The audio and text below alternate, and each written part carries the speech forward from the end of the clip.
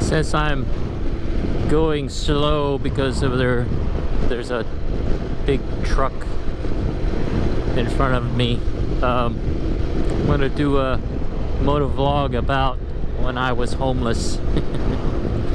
I'll keep it brief, and I'll maybe make another motovlog to give more details later.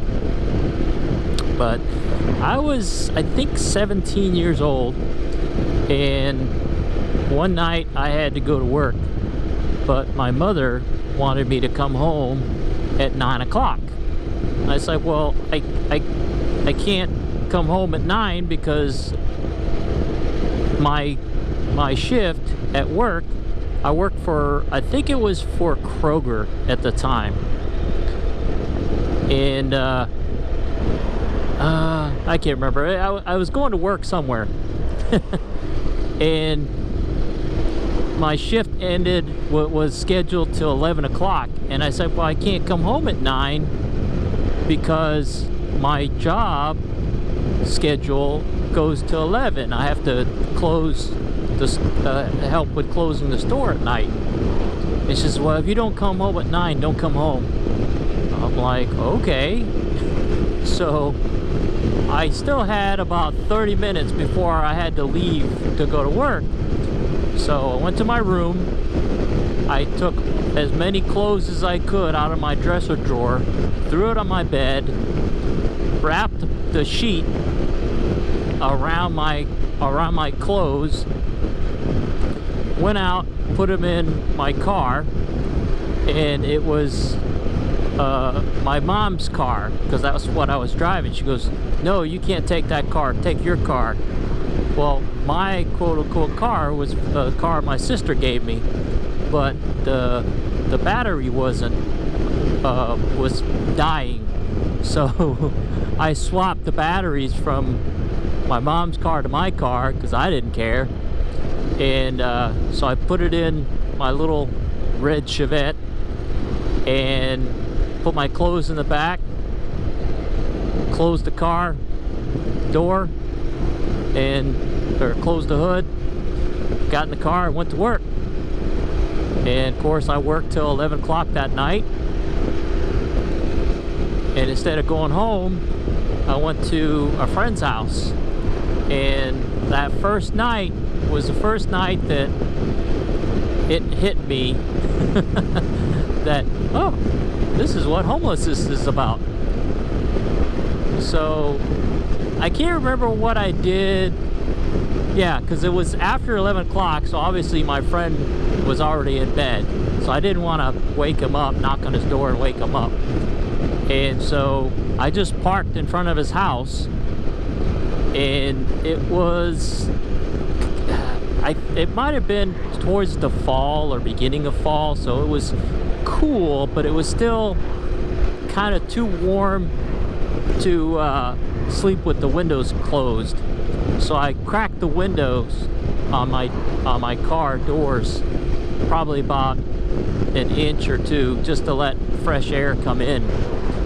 And so the Chevette I had, I can't remember, I think only the driver's side you could angle the seat back. The passenger side was a fixed seat. You can't, I can't remember if you couldn't even scooch it forward or backwards. I think the driver seat, I mean, this was the cheapest car ever sold. Or one of the cheapest cars ever sold at that time. It was 1975 Chevette. So I bent the seat back, but the other cool thing about this car was you could actually fold the back seat forward and access what was in the hatchback. So I can't remember if I folded the back seat down or not, but I remember bending or reclining the driver's seat all the way as far back as it could, and then laying diagonally from the back seat to the driver front seat. And so then I think it was at midnight already.